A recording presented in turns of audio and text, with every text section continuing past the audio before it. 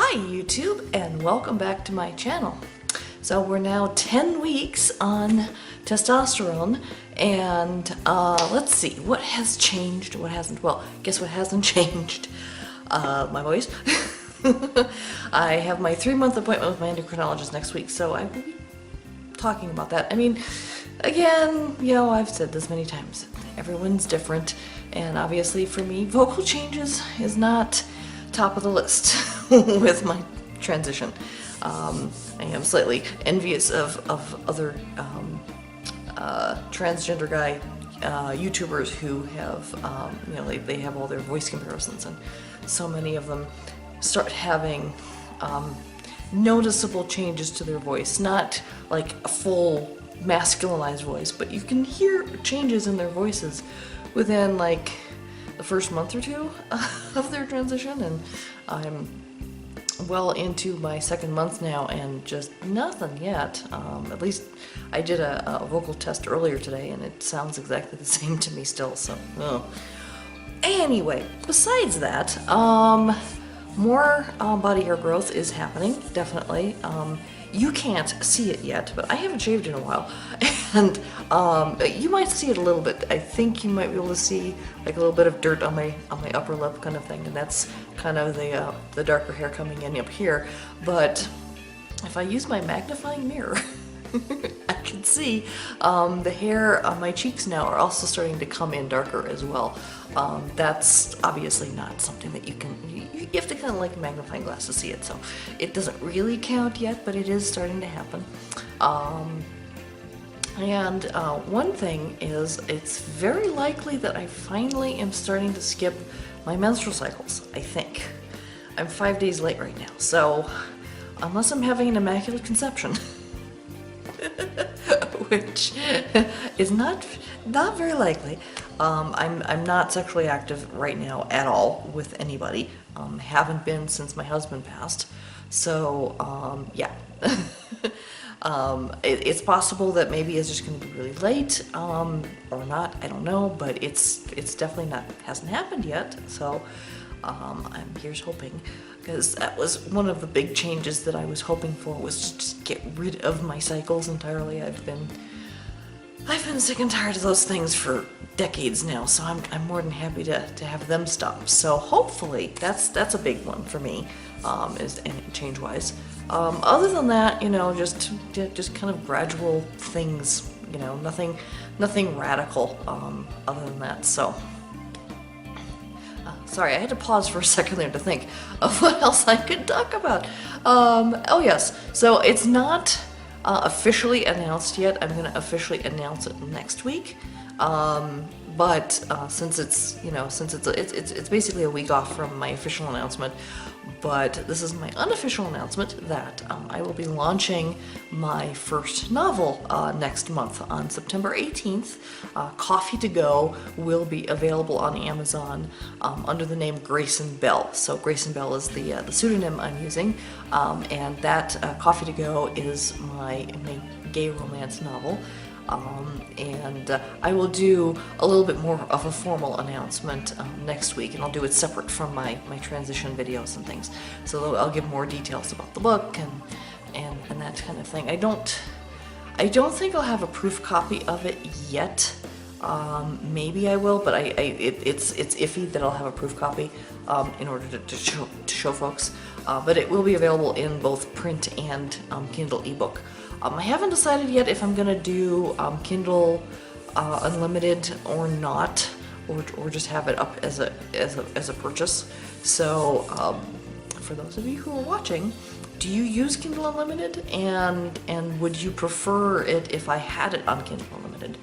I'd be curious to know that, because I'm still debating about that. I've heard pros and cons of using it, because you get paid by what percentage of your book is read and things, and not that I'm worried that people won't read my book or anything, but you know, if you do it on Kindle Unlimited, then it's not going to be available on other platforms. You can't do wide distribution, and there's all sorts of kind of things like that. So there's, like you said, there's pros and cons and things. But I'm kind of excited that even though my sci-fi novel is the first novel I wrote my first actual published novel is going to be the gay one. So, of course, the sci-fi. It's like, well, the reason I am taking so much time with the sci-fi novel, even though I thought I was ready with it and everything else, but I've gone back to the drawing board on it.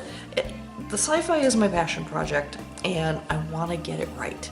And sci-fi is there's a lot of things with sci-fi where you gotta make sure the science is right, you gotta make sure the story is right, you gotta make sure the length is right.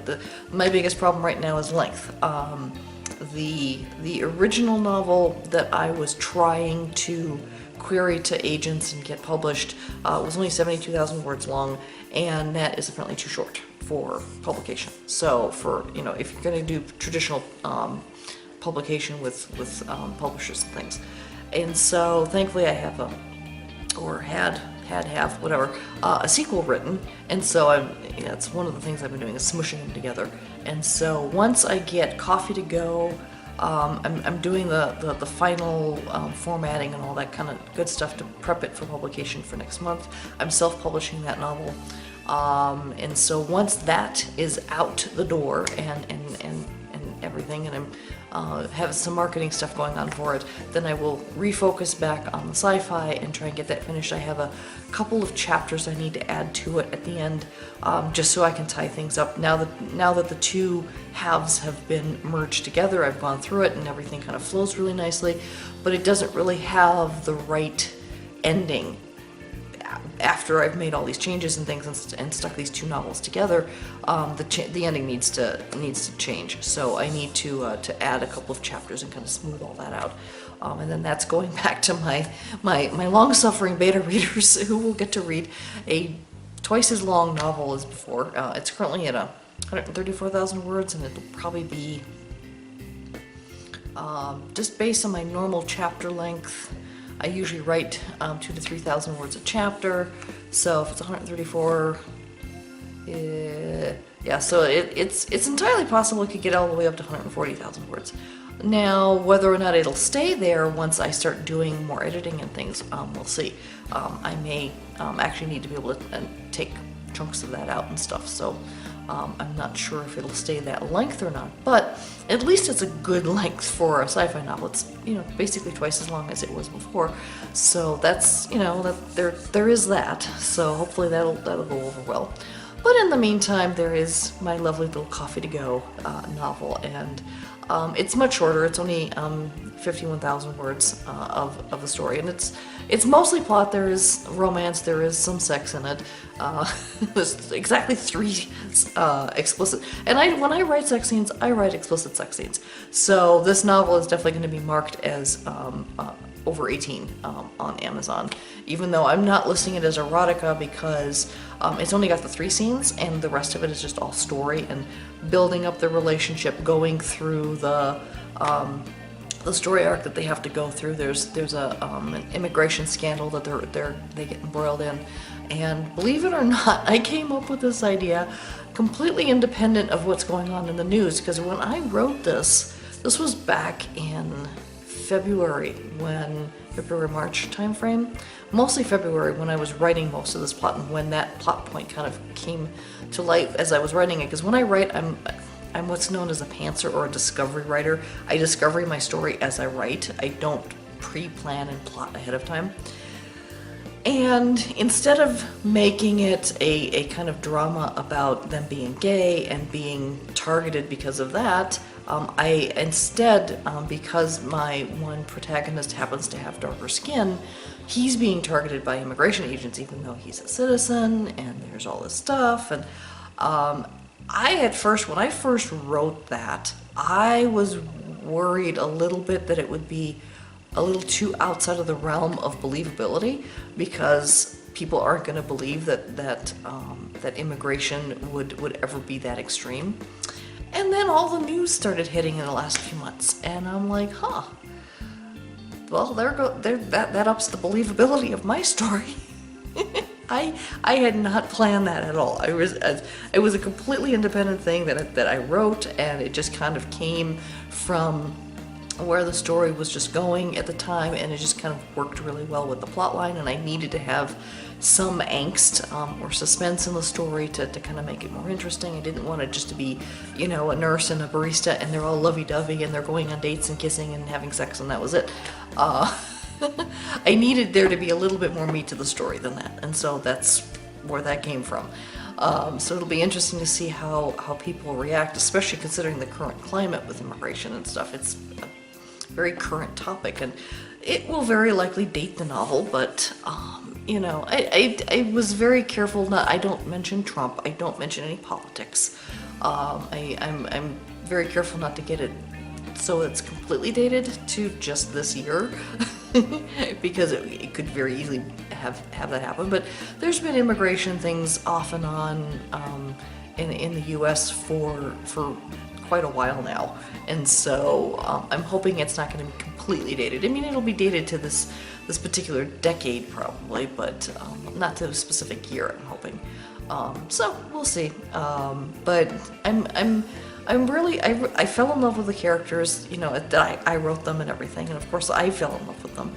I just hope that my readers enjoy it just as much as I did writing it. I mean, the beta readers I had read it, and I've had about 7 or 8 beta readers, and all of them, you know, really enjoyed it. And some of them had some really good critiques and things, and I've done a lot. They've helped me shape the novel, and especially with the hospital scenes and things, because the one protagonist, Leo, he ends up in the hospital at one point, and actually Andy ends up in the hospital a couple times as well.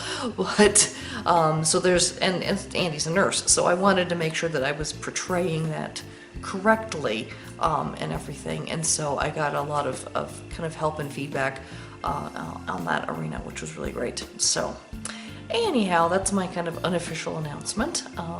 I don't really have a lot of else to update right now, so I will just end the video, and I will see you guys in a couple more weeks and see if my voice has done anything by then.